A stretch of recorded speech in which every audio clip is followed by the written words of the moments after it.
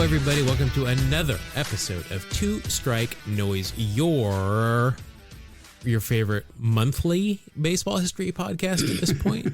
Your occasional, occasional baseball history podcast. Yeah, things have come up. The studio has been rented out. There's a slap and tickle rehearsals for Oktoberfest here right now, so we rented that out to make a little bit extra money. Yeah, and I've been renting my studio space out to the Amish. Oh, I wonder if the Amish do slap and tickle. It seems they don't wear a lot of lederhosen though in the Amish community, I don't think. Yeah, they really get into it here. I mean, I didn't know they used studios, but I can turn down the money. Yeah. And if you want to hear more about that, you can always find our other podcast, Slap and Tickle ? Find out more about the Amish and slap and tickle dancing all over the place. But Mark, I haven't even done the introductions. My name's Jeff. I'm one half the show, as always. Joining us, as usual, from the Dustin Ackley studio in the Pacific Northwest, it is my co-host, Mark A. Johnston. Mark, hey.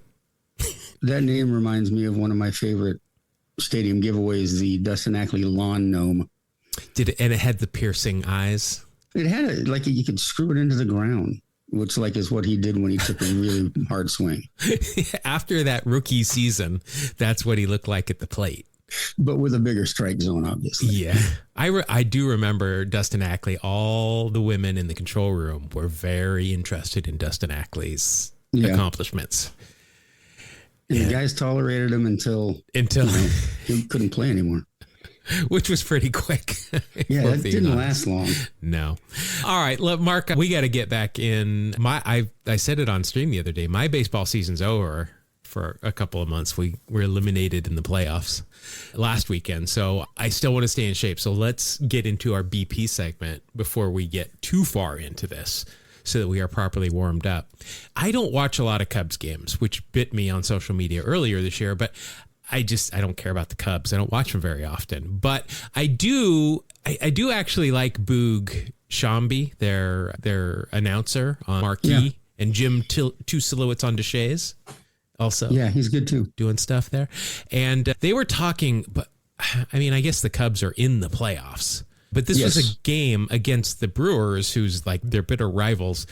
And it was a close game, but remember when I think it was Mike Blowers predicted some sort of home run on a certain pitch and then it happened and everyone was amazed? Yes, Blowers predicted. Yeah, who was it? Yeah, I remember him doing that. He nailed it. He absolutely nailed it. Yeah, so this is setting the scene. There's one out, runners on first and second, and the Brewers are up to bat. And they had, I don't know the context of what they were talking about before, but let's just listen to what they end up talking about and what happens. If he hits a ground ball to short, start the 6-4-3. Yeah, that's strike.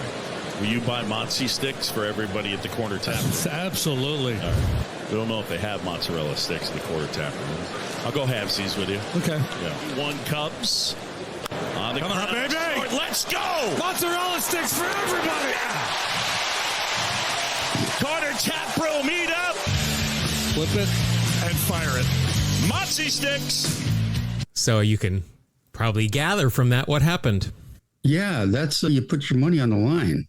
Not really, because if they didn't turn it, they weren't out anything. But now I think they're out mozzie sticks, I guess is the way Chicago refers to mozzarella sticks. I've not heard that, but congrats to Boog and Jim for having to pay up. I hope they do. I mean, this happened a little while ago. I don't know if they've actually done it.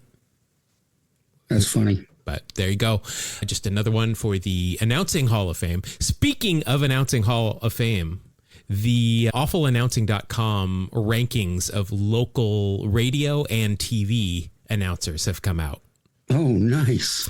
I was both proud and not surprised to see who the worst TV crew was. Without Hawk Harrelson around now, it was a wide open field. But my former team with Jenny Kavnar have now nailed down that last place spot.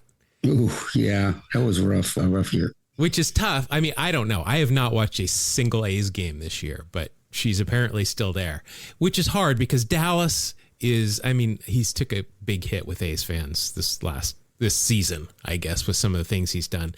And Chip Carey, I mean, that's a solid team. She has brought them all the way down to last place by a mile.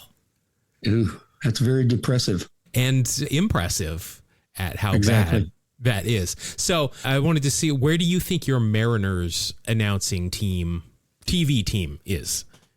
I don't think the TV team's too bad. I would put them in the top half of good. Yeah, they're right. They're number 14. Yeah. That's not a bad guess. Yeah, I think that's Aaron Goldsmith does a lot of national stuff. I think it was executive producer Mitch. It was either him or you that pointed something out to me about his home run call that I hadn't heard before, and now I can't not hear it, and it drives me crazy. It wasn't me. I'm not going to say what it is because I don't want to ruin it for anybody else. But Angie Mentink, we've talked about. We both think she is absolutely such a huge addition. I think she's really good. Yeah. And then Bone does it, and Ryan Rowland Smith's just fun to listen to. But he's got a lot of knowledge. And then Dave Valley just talks about, he's kind of like the Keith Hernandez. He just talks about whatever he wants to talk about. Yes. But the top couple were there was a flip-flop. The Mets came in second, and then the Padres were first with Don Orsello and Mark Grant. But the Giants still overrated at third. I just don't get it. Maybe it's just because I hate the Giants. I just don't get it. It's good to see that the Yankees are... because I think they complained last year about not being first. And I don't even see them in the top 10 now. That's great. That's perfect. I love it. Maybe I'm just missing them. But good for the Mets, good for the Padres, and who cares about the Giants? The radio announcing list also came out. So this is interesting. I'm just going to ask you the same question again. It's interesting to us, at least. Where do you think your Mariners team comes in there? 12th? You're good at this. You're like really good. They came in 11th. Wow, not bad. Rick Riz, obviously the lead guy. He's been on the show before, and I thoroughly enjoy Rick Riz. I do. I'm a big fan. I know a lot of balls squeak on through or squirt on through. But I love him. Unfortunately, though, Gary Hill Jr. has done a lot of work, and I can't stand him. I think he's awful. That has taken it in the wrong direction. IMHO. Yeah. And then Angie and Hyphen fill in every now and then there. So they do a good job there as well. Who do you think is the number one radio team? I have no idea, man. I can't say as overrated because it's John Miller. It's the Giants. Oh, well. I like John Miller. I think Dave Fleming's just vanilla. I'm sorry. I'm here in the Bay Area, and I think it's just because so many people here have grown up with them. I just think they're all just so overrated. It's not even fun for me. But I have the A's is, I think they're 26th or 27th, which is, I don't listen to him, but Ken Korek is a great broadcaster. I think that's a mistake on their rankings. But what I wanted to talk about also here, Mark, is I found the 2017 rankings. And I just wanted to do a quick comparison. So if you can think back to 2016, who do you think was the worst rated pair there on TV? You're making me think about 30 teams from 8 years ago. Man. Yeah. Well, I don't know. I'll tell you this, Hawk Harrelson was still employed at that point. Okay, so the White Sox. Yes. But the thing is, he had Steve Stone with him. And Steve Stone is great. But yeah, they came in dead last, did the White Sox. Where do you think your Mariners team came in 8 years? I'm gonna go bump it a little higher for like 7th. Wow. Okay, because you can remember Dave Sims was in the booth at that point, as was Blowers. They're 16th. Okay, I was not even close. Yeah, a little bit off that way. They went. Dave Sims now of the Yankees. Yeah, of the Yankees. I don't like Dave Sims. I don't. He's too homery for me. Blow, I miss. I hope he's doing well. I know he had some health problems. And then the rest of the crew was kind of similar to what you got now. The A's were number 11. This is when Glenn Kuiper, who they were looking for an excuse to fire him, and Ray Fosse, R.I.P., were the two main guys. No Dallas. It was Mark Mulder did some games, and then my boy Schutte did some games. But that's a big bump down. I don't know. I just want to talk about broadcasting for a little bit. I also noticed as I was watching the Padres were playing the Mets, What's the lowest number you've seen a pitcher wear? We've talked about seeing pitchers in single digits, and it's kind of weird, but what lowest pitcher number you've seen on a jersey? I don't know, like 7? I think 8 might be the one for me. And I think it was with the Mariners. I forget who, but Yuki Matsui, Padres reliever, wears number 1. That's going to be a tough one to be lower than. 0. I mean, you can do that, but I mean, isn't that usually reserved for like first round draft picks? First round draft picks and leadoff hitters, I thought. Yeah, you got to be fast and a leadoff hitter to wear number 1. But it looked so weird on him. And so I was looking at some other jerseys. There's only one team that has never retired a number outside of course, 42. Any guesses? Was never retired a number. Miami? There you go. The Marlins. I mean, they're nowhere near retiring one either, right? No. Like, you think that nobody. maybe they'd retire Ichiro's for his like 2 seasons of service or whatever? They're still waiting for a line to form before they start even looking at who's in line. Yeah, I know. There's literally nothing going there for that. But let's see some other things. I did want to talk about Fernando Rodney. We talked about him a couple of weeks ago, how he's still kicking around in this semi-pro Canadian league for the Hamilton Cardinals. So I wanted to look because I saw that the Hamilton Cardinals were in the playoffs in the, what is it? The IBL? The Intercontinental Baseball League, I think it is. Yeah. Intercountry Baseball League. It's all Canadian. Unfortunately, the Cardinals fell in the semifinals. Oh, bummer. They were swept out of the playoffs. Fernando did not have a great playoff. He took a loss. He's 0-1, appeared in 3 games with a 6.75 ERA, which that's not great. No. But I mean, he's like 806. Sure. But I kind of felt like even in the playoffs, they might have still been using him as a draw versus actually needing signing him. Autographs later, folks. Yeah. During the 7th inning of this playoff game, he'll be down in left field. Sign your arrows. The invisible ones only. I did see this website for this league is not great. I'm not going to lie. But they are very good at documenting the walk-up music of every player on every team. We've got Renegade by Styx, which I don't know who could be old enough to choose that, but that is a freaking great one. But Connor Corey is interesting. He chose The Foggy Dew by the Chieftains. Okay. A lot of bagpipe. That's interesting. Yeah, a lot of bagpipe. We've got some John Cena. I assume. I can't see it. Let's see. We've got Grandson, which is one of my favorite. He's one of my favorite singers, rappers. Kind of hard to put him in a category, but Ennio Morricone, The Good, the Bad, the Ugly, The Whistling.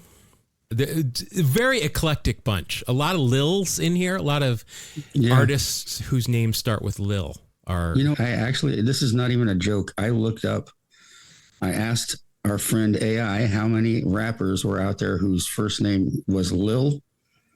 524. It's like the red or the lefty of baseball nicknames. 500 plus Lils. Jeez. Mark, this show is set to debut on the 19th-ish, we'll say. Only one debut I wanted to hit today. That is 1974. Jim Ed made his debut. Jim Rice, 8-time American League All-Star, 1978 AL MVP, International League Rookie of the Year, MVP, and a Triple Crown winner in 1974. He and fellow rookie Fred Lynn were both brought up to the Red Sox at the same time. They were known as the Gold Dust Twins. I did some research. I 100% think that the Gold Dust Twins were actually the Intercontinental Tag Team champs in Smoky Mountain Wrestling in like 1984. Yeah, it might have been. But then they were eventually knocked off by the Rock and Roll Express. Of course. But no, it actually says right here, Jim Rice and Fred Lynn. So I guess I was wrong. It's not. They were just called the Gold Dust Twins. I got kind of an interesting thing to ask you. All right. Did you see the Dominic Canzone ground ball to second baseman Michael Massey? It was of some renown. I did not. What? Okay, so Canzone is up. He's the Mariners right fielder. They're playing the Royals. Second baseman Michael Massey. Hits him this kind of a regular common ground ball, picks it up, throws to first, and the Mariners decide to challenge it. And it's not even close. What are they challenging? Come to find out, they were challenging the fact that Massey's cleats were on the grass portion of the infield, or AKA the outfield. His heels were on the grass. His heels were on the grass. And the challenge was that he can't be standing there and make a play. And sure enough, they reviewed it and said, nope, he was on the grass. And they gave Canzone first base. So I had never seen that before. I think that might be the first occurrence of that. I think you're right. It was like, holy moly. Where did you, somebody's watching the game close here. Now that brings up a question for me to you. What does this have to do with Jim Rice, who I had more to talk about? I thought you were done. My apologies. No, that's interesting. I do think that must be I seem to now vaguely remember seeing something about that, but I obviously didn't stick with me. I'm wondering if that must be the first time that's happened. The first enforcement of the defensive shift rules. Yeah, and whoever's in the Mariners video quality control room or whatever they're calling it these days, that's quite a pickup. From Andy Bissell. They must have caught that earlier and just kept it in their pocket, just like Billy Martin, knowing that George Brett had pine tar too far up his bat. Just keep it in your back pocket till you need it, and then there was the time they called it and it worked. Yeah, he ended up scoring too.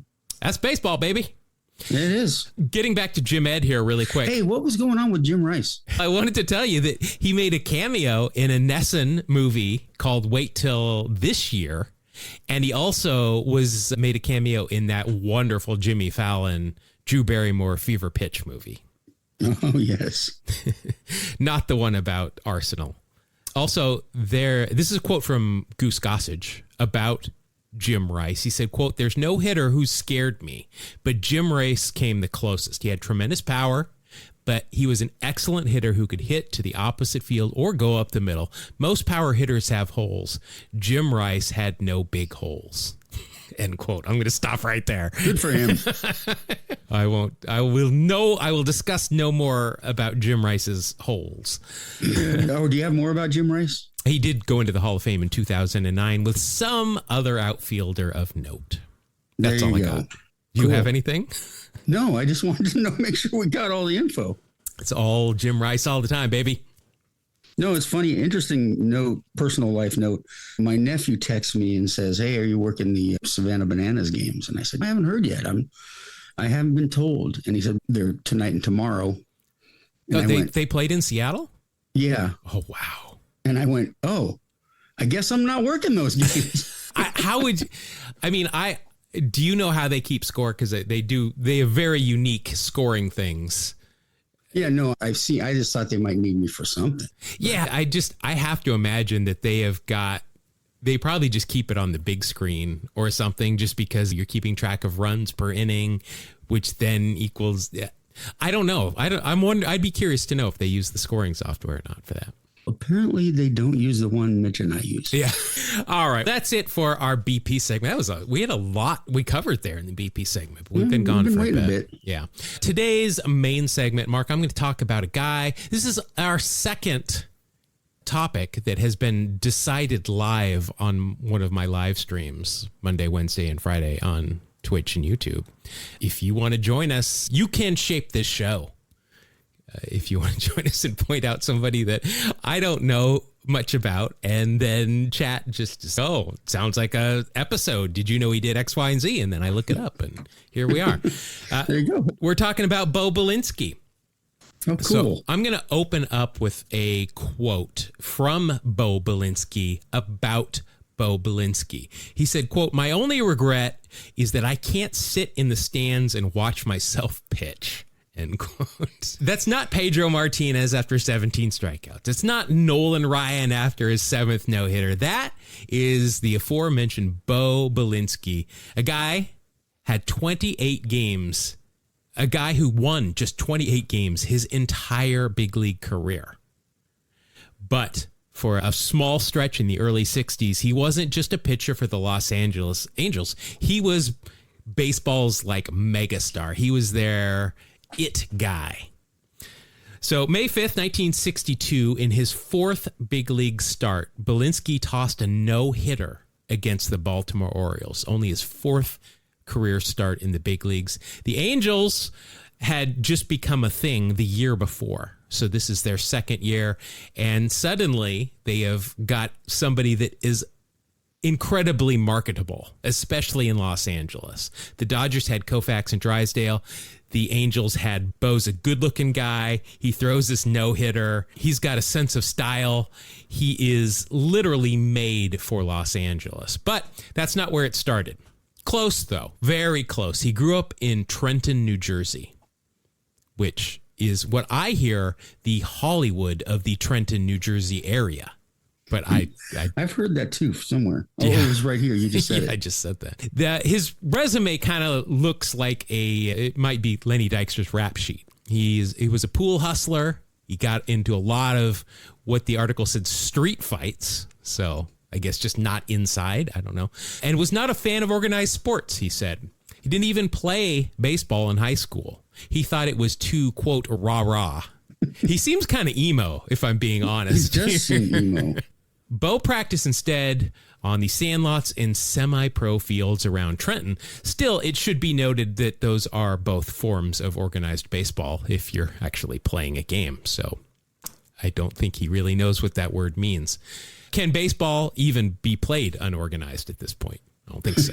You got 5 guys standing on third, nobody in the outfield, the mascot's pitching, and there's a hot dog stand in center. That is unorganized baseball, and I don't think very unorganized. I don't think that's what he did. Regardless, the Pirates signed him in 1956, and he only signed because he wanted to get the heck out of Trenton. Not because he loved baseball, but at this point he had gotten over his dislike for organized ball, I guess, because he signed with the Pirates. They sent him to Class D ball in it was the Georgia-Florida League. That's what I'm trying to spit out. In Brunswick, Georgia. Georgia-Florida League, isn't that a country band? Yeah, they're really good. Oh, wait, no, that's the Florida-Georgia line. Very close. Oh, I've never heard of. Got those mixed up. He was 19, stuck in this small town of Brunswick, Georgia. He's earning $180 a month, which is probably about close to what minor leaguers still earn. And if we're being honest, he was kind of out of place as a troublemaker from New Jersey. So after 33 innings and a 7.36 ERA, he just quit. I'm done. I'm out. Pittsburgh sold him to the Orioles, where I'm a little confused that he quit and went back home to Trenton, and he played in the Indie League the next season. So he did okay there, and that's what helped the Bucks sell his contract to the Orioles. He bounced around their minor leagues for a couple of years. He could pitch when he wanted to, but again, I just said when he wanted to. 1958, he led the Class C Northern League in both ERA and strikeouts. But in 1960, while with Vancouver, he got into a barroom fight and injured his hand, ending his season after only 32 innings. That's when he got tagged with the big arm, bigger nightlife. I already said tagged. I can't say tagged that many times, but they stapled it on him, stamped it on him. Stamp, that's a better word. We'll go with that. So in 1961, after a stellar 11-inning performance where he struck out 18 batters, he just announced he was quitting baseball. He was going to quit baseball to study electronics. Was that a subject, electronics? He could be doing what you and I do. What the heck? This is electronics? I didn't know that. I got to update my resume. On scoreboards. Oh, I thought you meant podcasting. Podcasting, so you get tributes. We don't really do that. We just kind of show up. Well, speak for yourself there, son. He later expressed his dislike for the minor league, stating, quote, "I hated minor league baseball. Nobody ever told me anything about pitching," end quote. So maybe that's why it just didn't feel like he was getting any guidance. I don't know. But the Orioles left him exposed in the 1961 Royal Rule 5 draft. And the Angels, heading into their second year in the big leagues, they were looking for talent, anything to get butts and seats, so they took a flyer on Bo. Spring training, 1962. The Angels camp was located at the Riviera Hotel in Palm Springs, California. This is a very luxury hotel in the desert like as the expansion team's training site. Bo arrived late. Why wouldn't he? And he decided he needed a raise despite having never pitched a single inning in the big leagues. So instead of going to talk to the GM about this, he does what most people would do. He holds a press conference at the hotel pool.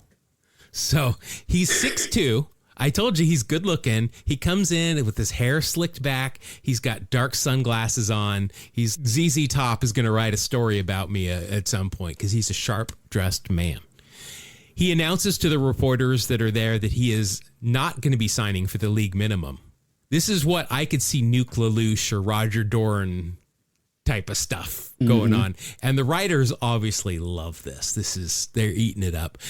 Angels capitulated. They're like, all right, you're getting us some publicity, I guess. So they gave him more, unbelievably. What happened, though, is he actually delivered. He won his first 4 starts.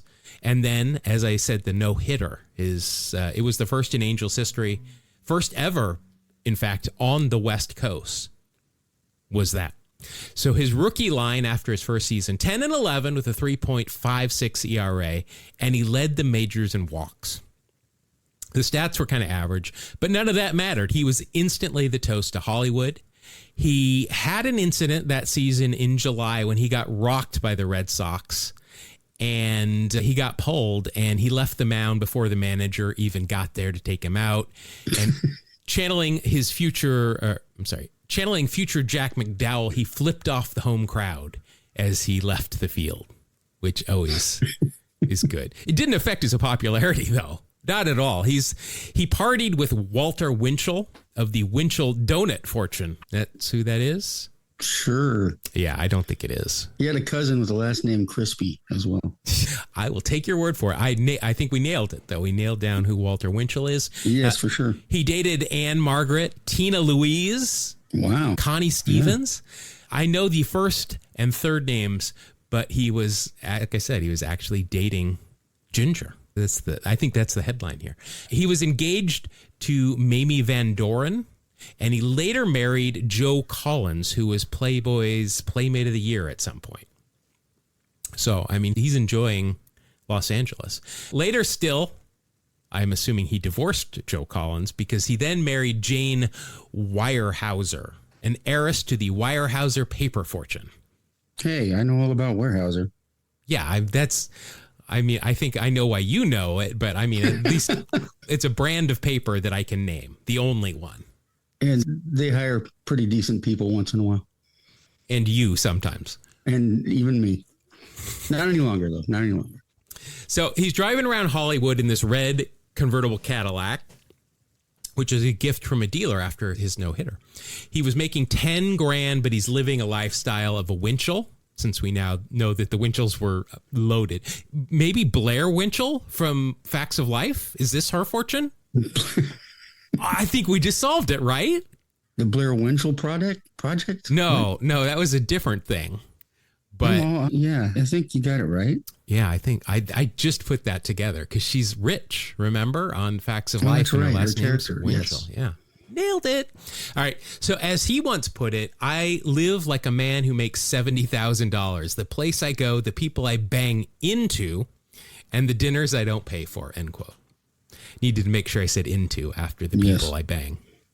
So stories just keep piling up. He was arrested one time at 5 a.m. in Beverly Hills with his roommate, Dean Chance, after leaving a club. Again, at 5 a.m. That's not the life I lead. After the 63 season, instead of working on his pitching, Bo took a gig as a lounge entertainer at the Silver Slipper Casino in Las Vegas. That's awesome. Believe it or not, it wasn't exactly Sinatra there. He was probably more in the line of like Carrot Top when you go to see his act. It was a mix of light singing, which means to me that he's not singing. He's like just speaking the words like slowly. Banter. Okay. That's us describing us again. And working the room like he was hosting a cocktail party. Yeah, actually very similar to our podcast. It was essentially a handsome baseball player with a microphone, which I'm going to say is the description of our podcast. This only lasted 7 weeks. And then they're like, all right, thank you for your service.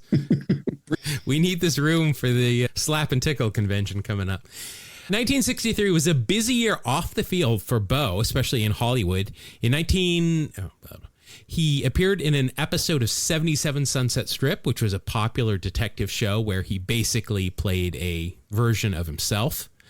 He also starred in an episode of The Lloyd Bridges Show. Nice. An anthology drama series showing how Lloyd Bridges is actually the number one dad. No? Yeah, the Mandelbaums were all different versions of the number one dad. Oh, that was a kind of a deeper Seinfeld cut there. I knew you'd get it. I knew you'd get that one though. Again, though, it's a small role where the real draw is Bo Belinsky's on TV. The next year, he was on the Regis Philbin show, where he showed up as the celebrity athlete guest. But he hanging out with Reg. Then in 1967, he appeared in a movie called Come On, Let's Live a Little. It was a campy movie starring Bobby V and Jackie DeShannon. It was a musical drama, apparently, and Bo plays the host of an off-campus twist club. A twist club. Do you have to get jumped into that to join the twist club? I don't know. Do they twist you in? It's generally, I think the twist is like a plot twist. Yeah. Some people join motorcycle clubs. Others join sewing clubs. And now we know some join twist clubs. As the owner of this twist club, he was apparently required to wear a tuxedo. And the New York Times review of this movie said, quote, darkly handsome in a tux, the pitcher has a bit of acting to do and does it. End quote. I mean, you'd be happy if you got that review, right? Darn straight. Yeah, he had a bit of acting and he did it. This guy with 28 career wins, he was everywhere. He was baseball's first, I don't want to say first crossover celebrity, because I mean, Mickey Mantle, Babe Ruth, I mean, it's got to be the first. Mm-hmm. Of course, the pitching couldn't keep up with the lifestyle, though. In 1963, he was 2-9 with a 5.75 ERA. Then in 64, he put together his best stretch, a 9-7 season with a 2.86 ERA. But then he punched a drunk 64-year-old Los Angeles Times reporter in a hotel hallway who had challenged him to a fight. Which, that's a good way to get interviews, is to challenge players to fights. If I win, I get to interview you. If you win, that's solid journalism. Oh, journalism was different back then. That was it for the Angels. He was suspended and then shipped off to Philadelphia. The rest of his career was just journeyman stuff. The Phillies, Astros, Pirates, Reds. His last appearance was in 1970. His career numbers 28 and 51 with a 4.10 ERA. After baseball, things went from fun and messy to tragic. Heavy drinking, amphetamines, cocaine, a lot of addiction going on here. His marriage to Joe Collins, as I said, fell apart. His second marriage to Jane Weyerhaeuser, that's a hard one to say, ended in violence. In 1976, he was on a cocaine-induced rage, and he shot her through the hip and then nearly fatally injured himself as well with the gun. I had to put that very carefully. That was a turning point, though, for Bo, thankfully. He entered rehab in Santa Monica. He sobered up.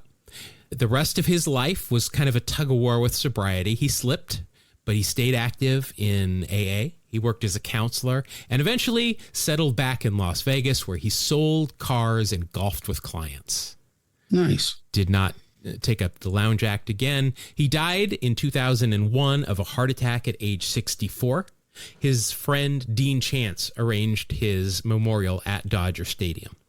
Later in his life, Bo said, quote, there isn't one regret, not one. I've lived enough for two lives, end quote. Which is funny because the first quote I read you said that he had a regret that he couldn't sit and watch himself pitch. There's the other regret. Yeah. Bo's baseball resume was pretty forgettable, but his pop culture resume is definitely much more impressive. He was the Angels' first star. He was Hollywood's favorite pitcher for a good bit of time and a baseball legend for a brief moment where he turned his off-the-field success into ultimately on-field success for a short time, but then, as so many do once he got out of the game, fell on rough times. But there is Bo Belinsky, our subject for today, this week. Very nice. This month. That's interesting. I didn't know a whole lot about Mr. Belinsky. I'd heard the name a number of times. Yeah, I think I'd heard the name maybe once or twice, but yeah, nothing about it. But this is what we do when we're doing our baseball dailies. I've got people that are helping me out that are so much smarter than I am. And when we're doing it live, it really bears out how much better and smarter they are at these things than I am. But yeah, that'll do it. Thank you, chat, for helping me come up with that subject. And Mark, what do you say in the last segment of the show here that we do a little Wax Packs Heroes? I think it's about time, yeah. Yeah, let's go ahead because we paid so much for it. Let's hear that thing. Wax Pack Hero! Gotta pull a Wax Pack Hero! Stars in his eyes. Wax Pack Hero! On a podcast tonight. Hello again, friends. It's time for another installment of Wax Packs Heroes. Before we can start, though, let's go over the rules. Mark and Jeff are going to play an old-fashioned game of war, except this is more like baseball reference war. They'll each get one card, and will score the baseball reference war of the year of the card. But wait! They can add or subtract points depending on certain aspects of the card and the player's season. Any 80s baseball aesthetics the card displays will earn an extra 1/10 of a point, or if they don't like something, like 2-in-1 stirrups, they can subtract a 1/10 of a point as well. Also, if the player won any awards that season, they get a 1/2 a point for each. If the player led the league in any categories, they'll get a 1/10 of a point for each positive category, but minus 1/2 a point for each negative one. If there's a Hall of Famer anywhere on the card, that's a whole extra point. If the player had a Costacos Brothers poster made of them, they get a 1/2 a point for that. If Ricky Henderson or Nolan Ryan get pulled, the round is over. Jeff automatically wins if either pulls a Ricky card, and Mark wins if Nolan is pulled. If the player has any pop culture references, they get a 1/2 a point, unless they appeared on Seinfeld, The Simpsons, or Sabrina the Teenage Witch. That, friends, is a whole point for each. If the player was suspended for off-the-field mischief during their career, or are on the 2SN, don't talk about list, that's a minus a 1/2 and a whole point respectively. So with that out of the way, it's time to play Wax Pack Heroes. All right, Mark, this season is young. We've already had controversy in our young season. Because of that, our scoreboard right now reads 1-1. By the way, just since we hadn't talked for a while, I heard a Champ Summers mention in the Wild the other day, which pissed me off.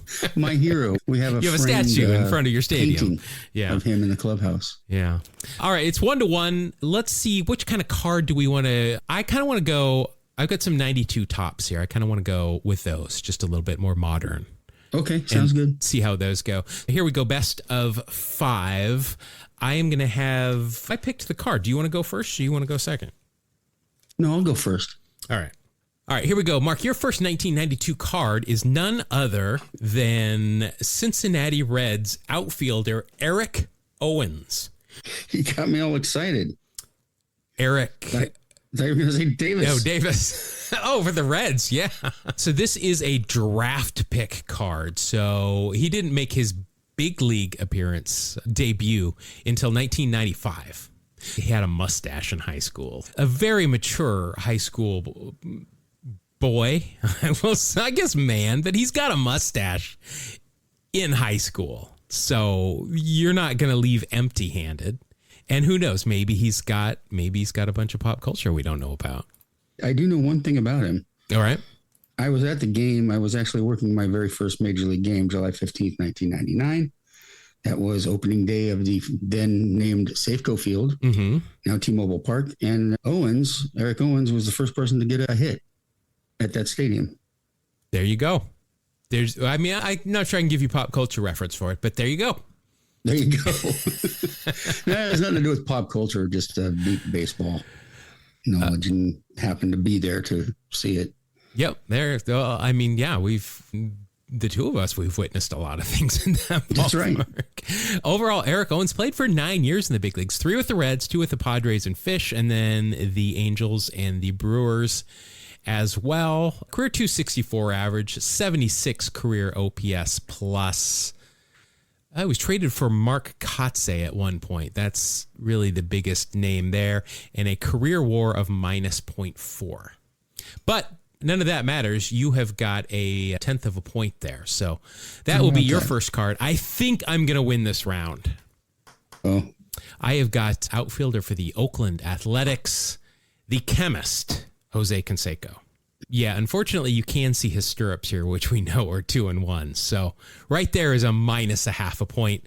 But I'm guessing that his performance, as small as it probably was in 92, he played just a little bit over 100 games, 119 games. Let's see, 26 home runs, 87 RBI, a 128 OPS plus. He was traded. This was the year he was traded to Texas for Harold Baines and Ruben Sierra. And overall a 2.3 WAR. So I will happily take that. We know you've got the minus for the steroids, but you also know he was on The Simpsons as well as many other things. So I think we can easily say that Jose wins that round quite handily. All right, your next card is a pitcher for the California Angels, Mark Eichhorn. Mark Eichhorn. Wow, I don't remember discussing him. I mean, I remember. Yeah, him. I don't think we've talked about it. Yeah, I certainly remember. I think he had a long career, kind of a sidearm slinger. Yeah, I think, yeah. Yeah, he's got a mustache here on the card. Nothing else that's going to help you. But I think of him mainly as a Blue Jay. Yeah. Okay, here, look, he's a setup man for Tom Henke. Yeah, I think of him mainly as a Blue Jay. Here he was with the Angels. Let's see, he went to Toronto, Atlanta in 1989, then California, and then back to Toronto, then Baltimore, and then the Angels. But overall, 11 years in the big league, 6 for Toronto, 4 for the Angels, and then those stints with Atlanta and Baltimore. In 1992, he appeared for both the Angels and Toronto. Overall, went 4-4 with a 3.08 ERA. Just under 88 innings, 86 hits allowed, a 131 ERA plus, and a 1.5 WAR. For a setup guy, that's great. Hey, that's tolerable. Yeah. Let's see. Second round draft pick, was only traded once. Not much going on there. I have no idea about pop culture. I'm guessing not a whole lot. Doesn't look like it, no. Committed only 2 errors in his 11-year career. Wow. 87 against the A's, and then the second one was 92 against the Blue Jays. Looks like he coached his son, who played Little League, to some note, which was chronicled in a movie, but it doesn't say anything about him.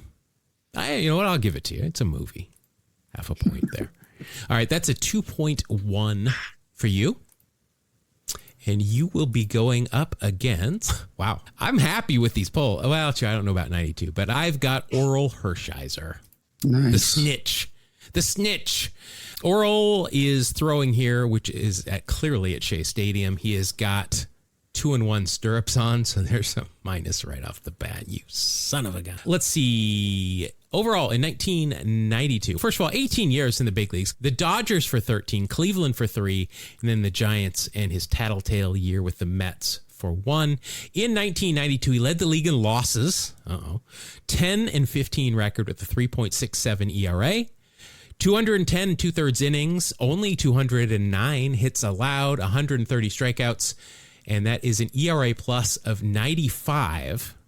He did have a WAR of 2.1, which equals yours, but I've got the minus 1/10 of a point for these 2-1 stirrups. So we're going to rely here on pop culture. Pop culture, you got me. Can you name anything off the top of your head that Oral Hershiser's in pop culture wise? Yes, the Heads Up Poker Championship. Okay. Because he went to the quarterfinals, and it was a big weird thing that Hershiser's in the quarterfinals. Okay, I'll take it. Yeah, I do see. I just happen to know that. Yeah, he's got actually quite a few listings here for poker. He must have done quite a bit. He was also a guest star in the 92 episode of the children's video series McGee and Me, called Take Me Out to the Ballpark, and appeared on The Tonight Show after the 88 World Series. All right. I'll take it, though. It's a win. Yeah. It's a win. He's legit. He's a good poker player. All right. I am up 2-0, and it's the first to 3, so I'm enjoying this game so far. Your next card, Mark, with the Oakland Athletics, it is Jeremy Giambi, but this is another draft card. Oh, geez. So you will not be getting any points here. It's actually a Team USA card. Very cool. It's just a headshot of him, but he's got a hat that just says USA, like really big. I don't see, he's got a mullet, but do we give points for mullets? I mean, a lot of our guys, of these guys are going to have them. I think maybe we should, though.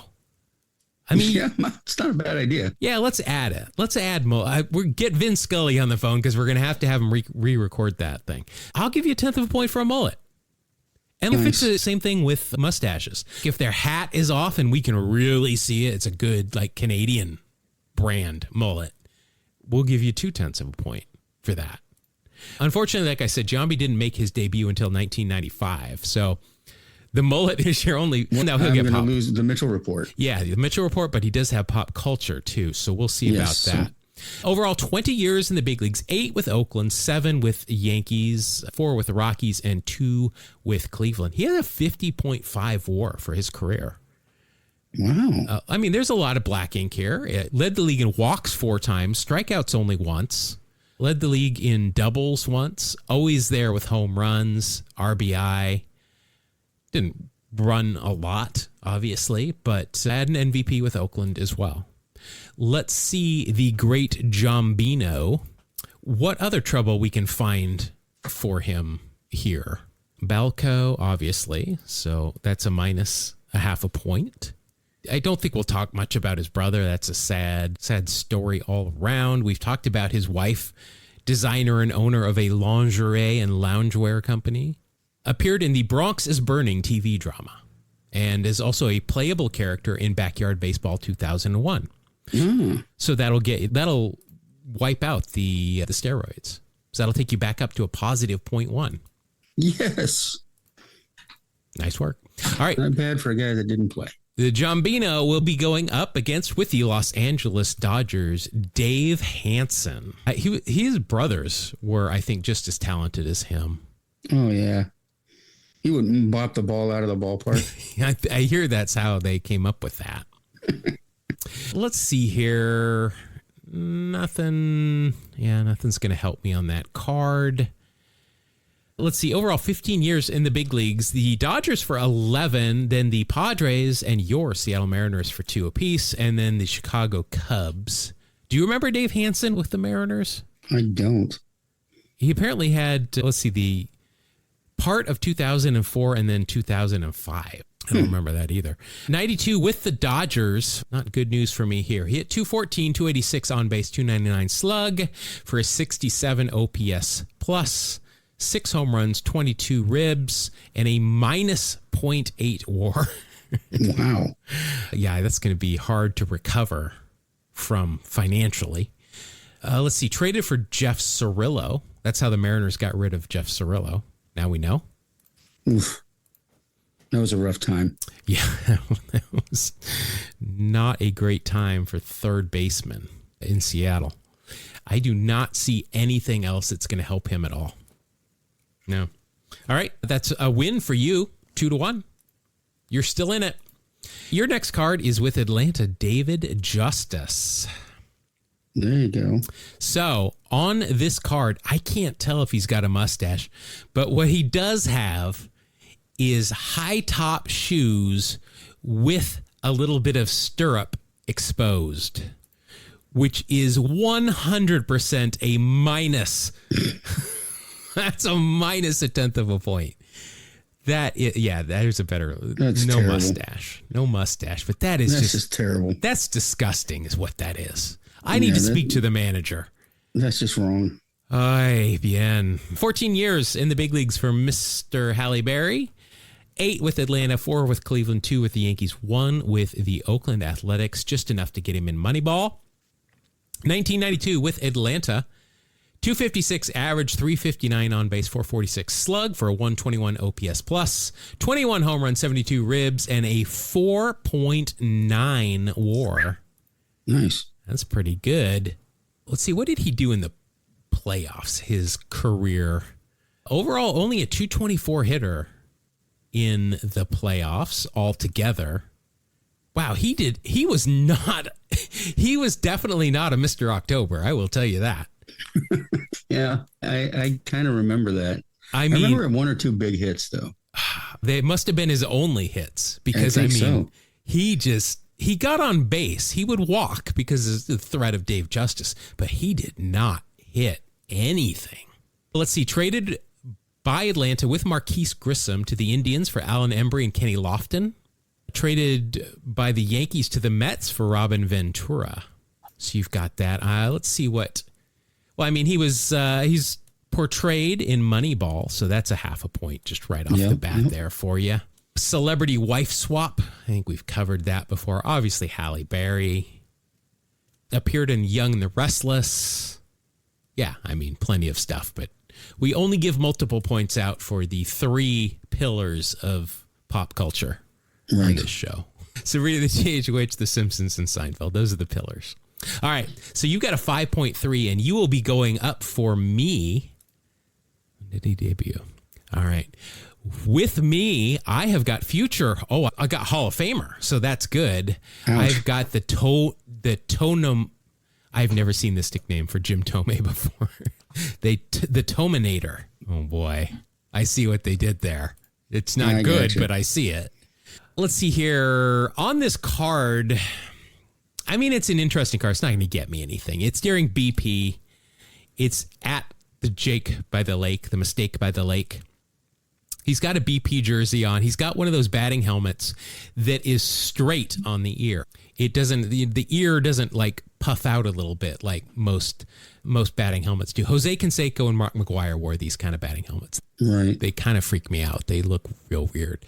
But Jim Tomei, overall, 22 years in the big league, Cleveland for 13, the White Sox and Phillies for 4, Minnesota for 2, and then Baltimore and LA for 1 apiece. In 1992, only his second year in the big leagues, only 40 games, hit 205, 275 on base, slugged 299 for a 63 OPS plus and a minus 0.1 WAR. Whoa. Now, you have a 5.3. Hall of Fame is only going to get me 1 point, or is it half a point? Which is no, it's a full point. Yeah, it's a full point because you're a Hall of Famer. Let's see here what we have got pop culture wise. I'm assuming there's got to be some here, whether or not it's not going to be enough, or maybe not. I don't know. I don't see anything. Funny story. At the parade of legends, when I was in Cooperstown for Ichiro's induction into the hall, they brought the parade of legends. It's basically a truck with the legend in the truck with their family, and they wave to you as they go down the main road of Cooperstown. What was funny was Tomei, he looked a little toasty. Like they've been having a few drinks, not too many, but he was having fun. He was hanging out with Wade Boggs. What's that? He was hanging out with Wade Boggs too much. Yeah.